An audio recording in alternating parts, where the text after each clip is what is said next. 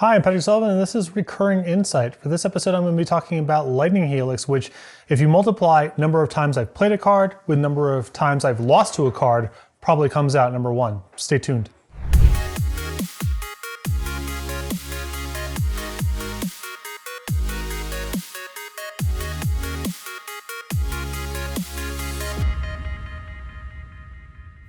Hi, I'm Patrick Sullivan, and this is Recurring Insight. We're going to be talking about Lightning Helix today, which in my opinion is one of the best gold designs ever made, both for showing off what gold can do and for the play of the card being exceptional. So to talk about Lightning Helix, the conversation needs to start with gold cards, which debuted in Legends, Magic's relative infancy, and is so popular and so influential that it's in heavy rotation now and for the foreseeable future. One of the biggest challenges that game designers face is making cards that have drawbacks or disadvantages or increased opportunity costs read like powers, and gold does that better than perhaps any mechanic in Magic's history. At root, it is a drawback mechanic. The cards are harder to cast, and they're harder to pair with other cards from other colors. It is much harder to play Lightning Helix and Putrefy together than it is to play with Lightning Bolt or Fatal Push. But because the cards are appealing and often very powerful, and because the frames are cool, players look at gold as being a power or an advantage or a thing worth exploring, and not the drawback that it actually is. Lightning Helix is perhaps the best example of sort of a level 1 gold design, which is take something from column A, take something from column B, and slap them together. But what makes Lightning Helix especially cool is that it involves mutually exclusive currencies from the other colors. So it feels like its own unique thing, even though it's wildly derivative of cards like Lightning Bolt, Healing Salve, along with countless other examples.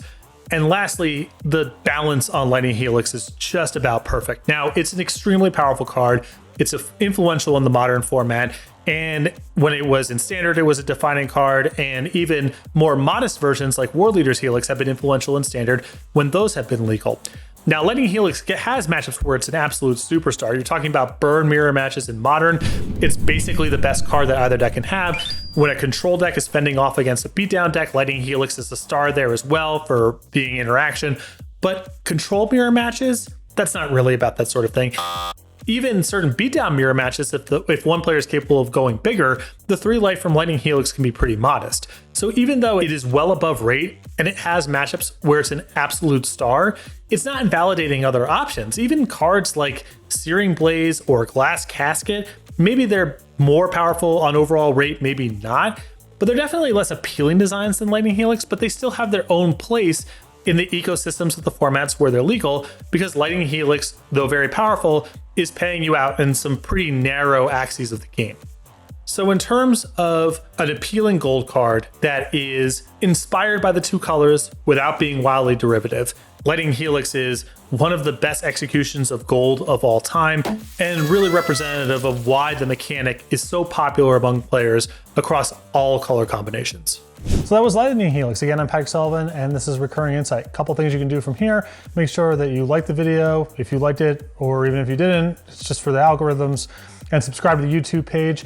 Also, make sure to check out, we got a bunch of podcasts coming down the pipeline. I know Chris Parnell and Ryan Overturf's Cube-centric podcast, 540 launched recently. Cedric's got this whole podcast media empire thing really blossoming. So head over to starcitygames.com. Make sure you're checking out the YouTube page frequently. And we just got a lot of cool stuff coming down in the near future.